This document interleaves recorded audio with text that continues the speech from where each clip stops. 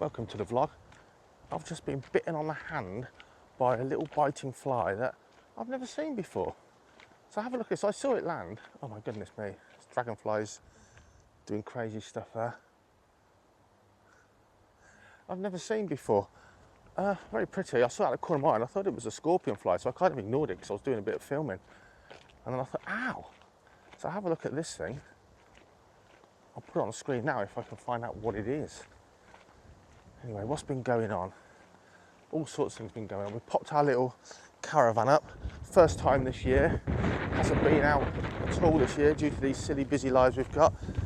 Jackie's even really umming and ahhing about selling him. He's a collector's item now, 1991, 1992. So who knows? We're still trying to get our kitchen done.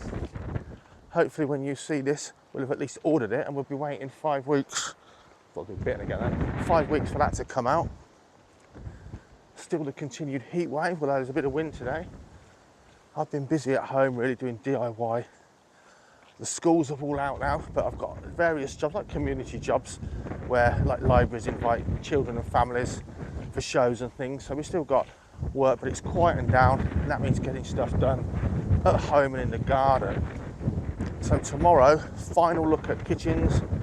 I've planned it online, but final look and check at a showroom, and then we're going to have to bite the bullet. Christ, that'll be us in debt for a while. They are not cheap things, kitchens, even if you do it all yourself. Too much profiteering in those things for sure. What else is going on? Oh, the guys found a dead mole at work at the Falconry Centre. All's moles there, but they go dormant this time. You don't see the mole hills, and then in the autumn and spring, lots of mole hills while they're building new galleries in the soft earth, and the worms are higher up in the ground. I imagine this one probably just dehydrated or ran out of food. We've had a drought now for weeks. No idea how deep down they have to go to find a worm nowadays. But certainly nothing to be dug up to feed my animals. Even my little aquatic African clawed toad has been living on a diet of frozen food. Not nice juicy earthworm. I just did a little Instagram post. Check out my Instagram. It tends to be what we're doing. Little snippets, I guess like the vlog, but little snippets of stuff and animals and birds we're working with, what we're getting up to. Just really promoting my new book. If you haven't got a copy yet and you love nature, just go in the link in the description. I think it's £25 or so delivered. You'll love it. If you love nature, it'll be a great nostalgic read. And there's so much in there. Have a look at some of these pictures on the screen now. Some beautiful artwork. These are all in the book. It's not a picture book, you know, the photos are in a centrefold, if you like. But some of the stuff, some of the animals of my childhood that featured certainly quite prominently, some of those animals. But the artwork from Adam Entwistle, he just said, Dave, I've got a couple of things you might like for your book. Lovely sort of line drawings, if you like. And just lovely that people help out and generosity like that. So he's a big fisherman, owns a fishing lake in France. He's also a top naturalist and illustrator, artist. Got some lovely stuff. The bullheads, pike feature heavily in there, slow worms, butterflies, birds. I look back at growing up as a kid, sort of 40 odd years ago, I suppose now, 40, 50 years ago here in the UK, and how it's changed. How the insect life now, I think the scientists tell us, we're nearly 50% less in volume in my lifetime. And what that meant was, I mean, today they get blown away, but whereas if I walk down here in my garden and I see a few butterflies, that's lovely, oh, there's some butterflies. There were loads of butterflies when I grew up. The street backed onto a feral field and there was sort of wasteland in inverted commas very nearby. And the meadows were full of butterflies. Just when I was a kid, we're not talking the 1800s, but of course, 100 years before that, there was probably 10 times the amount of butterflies and insects that there was when I was a kid, probably more. And now we're already down to half-ish of the volume, not species, we haven't lost half our species, we've lost half the volume of the insects. So swallows and swifts and cuckoos, hedgehogs and so on, toads, it's just, there's less food for them, and we wonder why there's less of these birds. A bit murky in there. I came down the river the other day and a bit of the bridge had got a hole in. Let's have a look.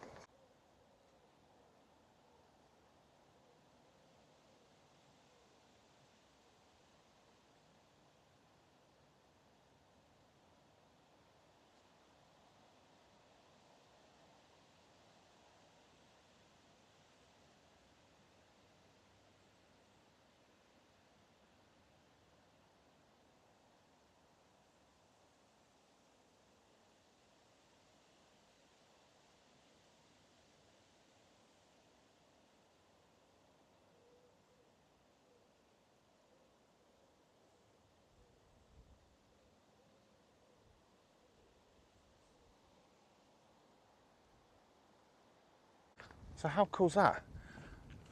I've occasionally looked over the sides of the bridge and seen a chub and a pike and a few little fish. But there's a hole in the sleepers that make up the bridge. I looked there the other day and it's literally quite a few, several decent sized chub all down under there. So like a little window to their hiding place, I guess. Amazing. What else? If you are on my Snakes Plus channel, or Dave Snakes as it's now called, keeping up with my reptile addiction, you'll have noticed I've been downsizing nowadays. I'm really streamlining stuff. That's my plan next year, start a new year, a bit more free time. So all aspects we're really sort of trying to claw time back from. My European four-line snakes, they've gone to a guy who does a channel called Liverpool Reptiles. Great guy, he's gonna take those on. These are really quality colubrid snakes. Some of them are not that easy to get hold of here in the UK because few people are breeding them. Four-line snakes I've bred a few times. I've got one of my beautiful Vietnamese blue beauty snakes. I've got 2 females. The Jungle Room guys are having one of those. What else? Oh, Nigel Marvin. He's taken on my beautiful adult male false water cobra. I'm not going to breed those anymore. So, because it's a good home, and I'm probably going to see all these snakes on TikTok and Instagram and YouTube anyway. He's taken on my mature male false water cobra. And I'm just going to keep, out of loyalty, the big old female. Oh, Dan from Dan's Exotics. He has taken on my breeding pair of Russian rat snakes. I've got a pair of black rat snakes that might go. Again, I don't want to advertise these things willy-nilly just to get rid of them to people I don't know. These will go into really passionate reptile keepers. So far, all of which have got their own sort of YouTube and Instagram channels. So the world can enjoy them, if that makes sense. But then we are quite down. So my plan is for Raptor Exotics, my guest speaker and school visit business, which is my income, is to be a little bit ruthless on the stuff I've got just for me and keep the creatures that have employment with me as part of my talks. Everything, some of them like the reticulated python, they don't go to school like weekly, but some of my big snake shows, that animal is absolutely brilliant. It's just a showstopper. So, you know, some of them, they might not be in weekly employment, but they're still valuable to Raptor Exotics to hang on to.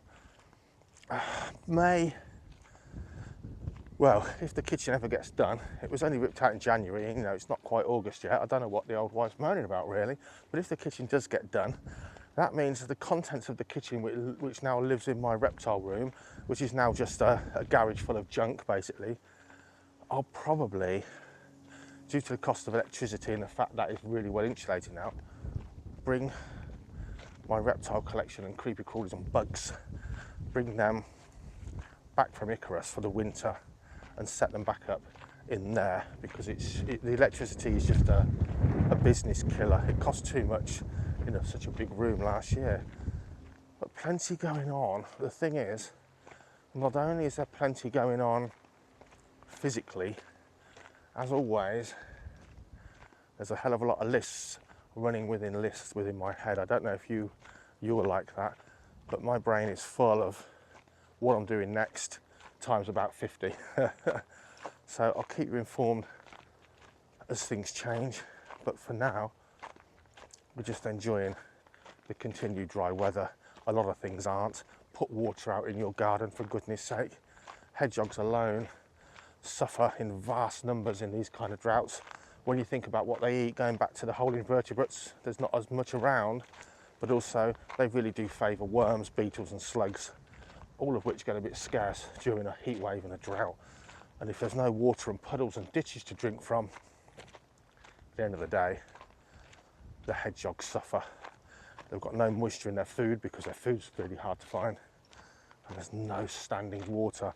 And if you've got a garden pond, for goodness sakes, put some blocks in the end if it's a pre-formed pond so they can get out. Hedgehogs love to drink out of your pond. They're quite good at falling in your pond, and they're quite good at swimming, but they can't get out if the sides are steep and slippery, and they can't swim forever. So for sure, do your bit in your garden to help that wildlife. And my goodness me, if you've got a garden, you are able to be a conservationist, not someone putting money in a pot, an actual conservationist doing it yourself. You are doing your bit. There's so much you can do in a garden, and I don't mean about spending money, just things you can do in general. You can literally make a difference to newts, frogs, toads, house martins, swifts, swallows, bats, hedgehogs. You can make a difference, a real difference to all of those animals just by the fact you've got a garden and a property. So do what you can and think about what you can do for those creepy crawlies, those invertebrates. Lots and lots you can do in a garden. And of course, if you've got a healthy population of creepy crawlies, you're well on the way to helping sort of all of the above. Enjoy the rest of the video. Garden ponds, absolutely the one single thing you can do in your garden to make it way more attractive to wildlife, and you'll see way more wildlife. We all worry about kids and grandkids falling in. I've had ponds all my life when I was a kid, and I've had ponds all my adult life wherever I've lived. I've had 2 children grow up, and now we're on 2 little granddaughters. So far, so good. Have they fell in, any of them? Oh yeah. You tell them what to do and not go near the edge, and you watch them, you parent them. And of course, once a little boy falls in a pond when he's 3 years old in the middle of winter, and you pull them out by the scruff, they tend to listen to that advice a bit more about standing and where to stand around the edge. Parent your kids, don't let them drown, but letting them fall in's not too bad. Most kids learn the hard way real quick. Most of us don't have acres of garden. Some of us do, not me. Some of you guys do, and you're very, very lucky. You might not have acres to plant acres of wildflower mix. I can tell you now, just going on what we did at Icarus Falconry, if you just plant some of your own set aside, some of your own wildlife border, again, like a pond, so much stuff will turn up. Again, beginning with those butterflies and other insects.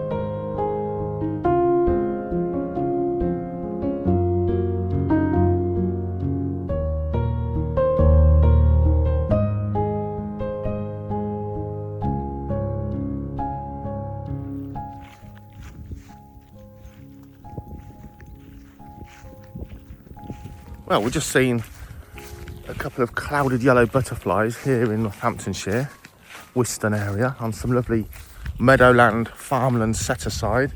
Absolutely beautiful. Lots of butterflies here. Nothing like when I was a kid, of course.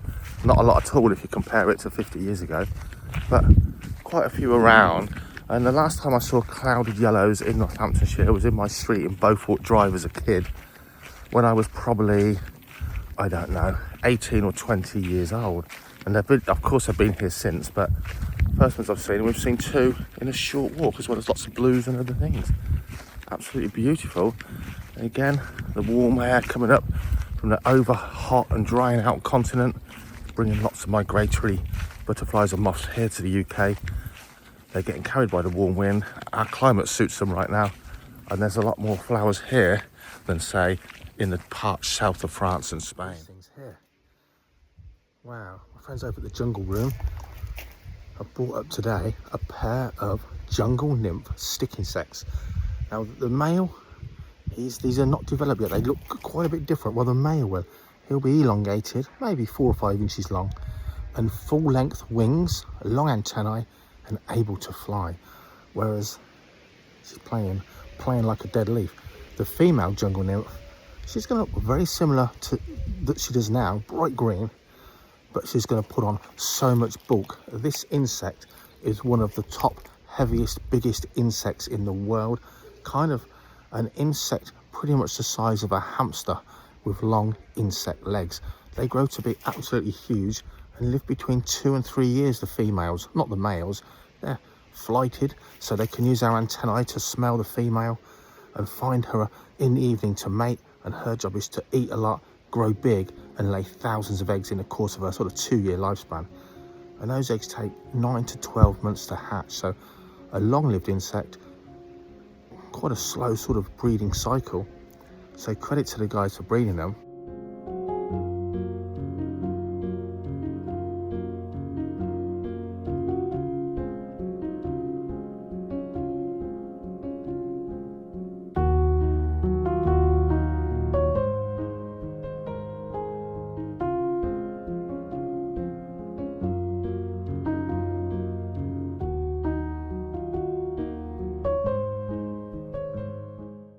If you love falconry or you love birds of prey in general, don't miss the 3rd Falconer Gathering here in Northamptonshire this September.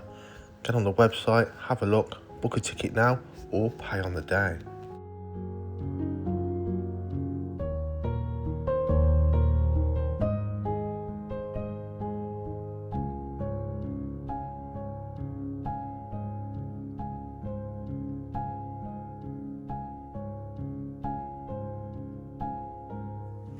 Bromham Country Park around this lake. Now with that old bit of stonework, I don't know the history, I'll have to find out for you. It looks like that was Parkland and this is the old estate lake. No idea. It's on a flood meadow, but gin clear water, absolutely crystal clear. And look how deep that drops off straight away. Shallow at the top end, of course. It doesn't look fished, like it just doesn't look, it's not even accessible, most of it. Cool, but it's got some tales to tell, and I bet there's still some exciting fish lurking in there for sure. So clear now, you could snorkel and even see, you know, it is, yeah, ooh, intriguing indeed. I'm sure mostly locals visit here. Bromham Country Park on the outskirts of Bedfordshire. What a wild looking place. Lovely, lovely butterfly meadow as we walk towards the lake. It's so dry though. Looks like an ephemeral pool there that's obviously long since dry. It looks like a lovely bit of nature haven. Looks the sort of place, obviously the fish life must be great in there, but I'd imagine grass snakes and some amphibians. I imagine lots of birds as well. And a little pool there now, look. Beautiful. It is, if you've been watching the vlogs, very much the same feel to walking around some of those lakes and reservoirs in the south of France. I mean, it is unbelievable, isn't it? We're in the school holidays now, and it still hasn't rained. That tells you what a dry summer this is becoming. So the COVID 2020 spring was the most glorious spring in living memory.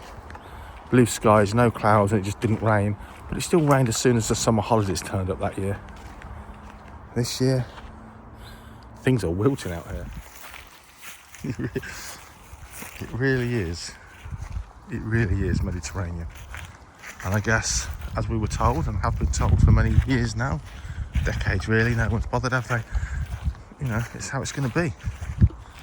Of course, in the UK, with privatised water and everything else, the downside is, of course, those leeches have sucked it all out. They've not put into infrastructure. We're here on a hosepipe ban, which is ludicrous because it rained for about a quarter of the year solid during the winter. But again, nothing's going to change.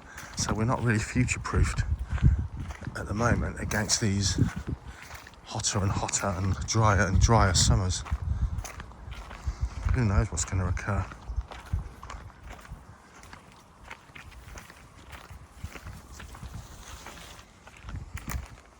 Yeah, isn't it? Yeah, lovely. Yeah. Oh, there's got to be some pike in there. Look how clear it is. That would be a treat to snorkeling, wouldn't it? Look at that.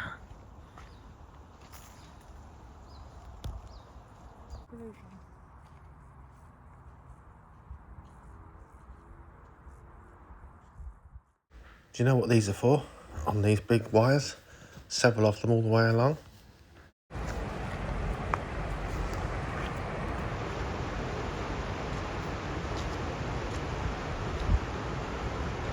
Very tame heron. Herons normally go to the sight of a human. Oh, what a fishing spot that thing's got. Look at that.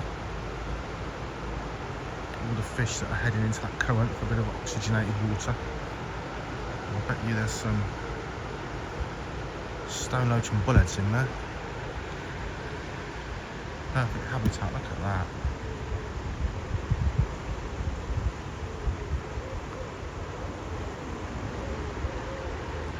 Get in there with your net and your bucket.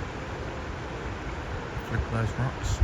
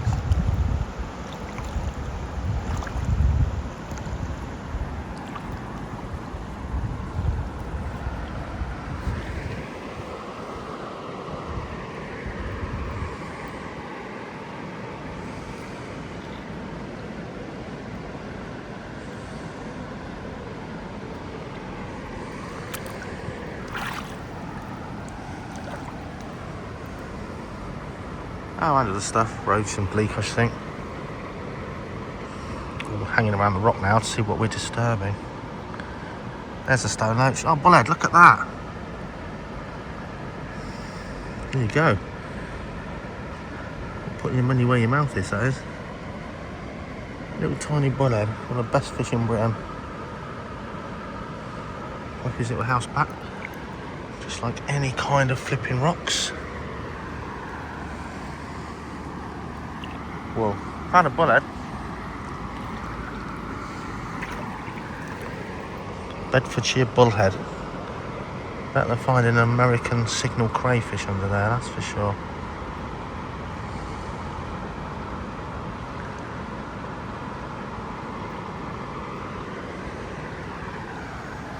When you're flipping rocks in a rock pool, or you're looking for reptiles, or you're looking for fish in a stream, don't always think the big juicy rock is going to be the best rock. It's often not the case.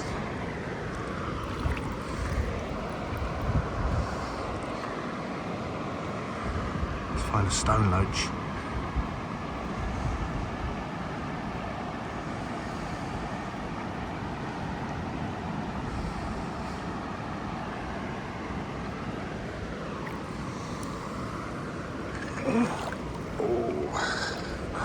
Whoa, nearly up to my trouser legs.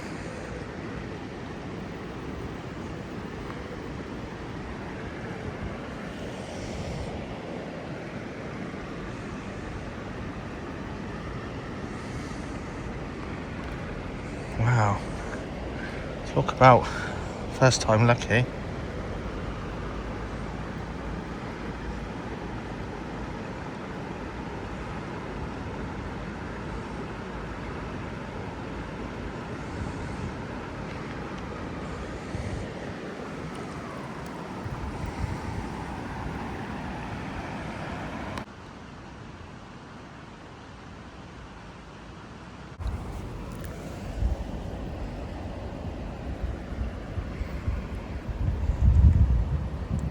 disprove my point now, because I've just lifted loads of little rocks up, look.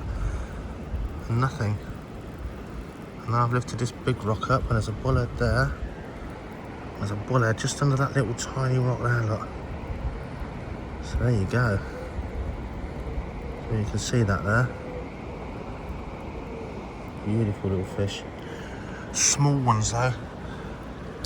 Used to regularly find them in Northamptonshire to 4 inches without their actual tail fin. Not seen one like that for years because the invasion of the signal crayfishers meant very few get to grow that big anymore. And what's been lovely, I haven't seen a crayfish yet. And they are on the decline, those red claw crayfish, in recent times. Possibly due to otters coming back on some, eating the little frickers.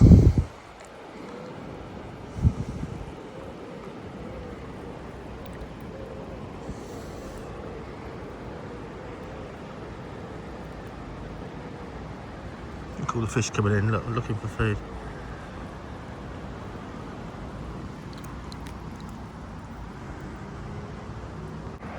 So the difference between now and 40 years ago, long hot summer holidays, this would have been full of kids splashing about, fishing, larking about, bandy nets, swimming.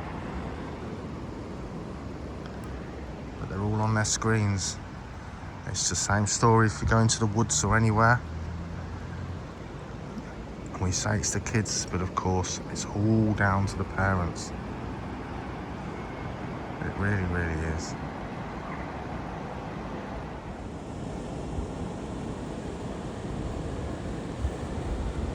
I don't know if you can see, there's loads of gudgeon in there. There's one under my feet. Lovely gravel, clean gravel bottom, a fast flowing shallow river. Minnows, gudgeons, stone loach and bullheads. Absolutely. Just loads of them down there, guys.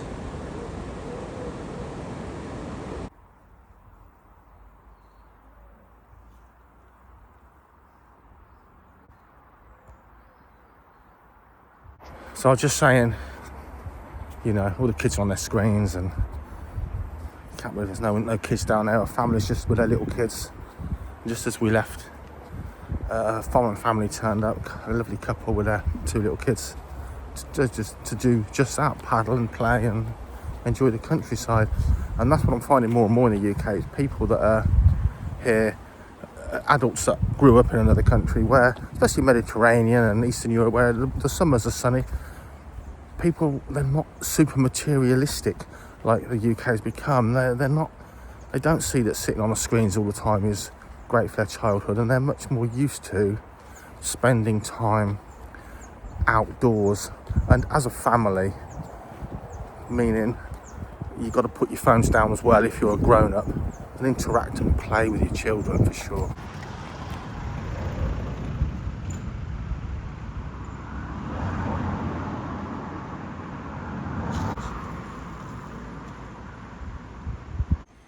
Look at this backwater. Once that duckweed infests just like your aquarium or your pond, everything below is in darkness, or at best a very dull greenish light. So very little surface air interchange, I think, for the oxygen. Very little light for plants below. It won't have killed the ecosystem, but it will sink. Changes it to that stagnant kind of place. Probably suits a lot of organisms, and quite a few it wouldn't suit. And it's strange, frozen in time, look. So compare that to that bright, clear, well oxygenated, fast stream. There is life here, look. Jackie's spotted a very rare yellow duck, ducky duck. A break in the duckweed. And as you know, where you've got sunlight, you've got more life. So that was like a little bit of a stray. It was catching the breeze, but then look further round. Oh, it's full of life now. The river backwater. But yeah, the duckweeds. I don't like it when it covers everything up.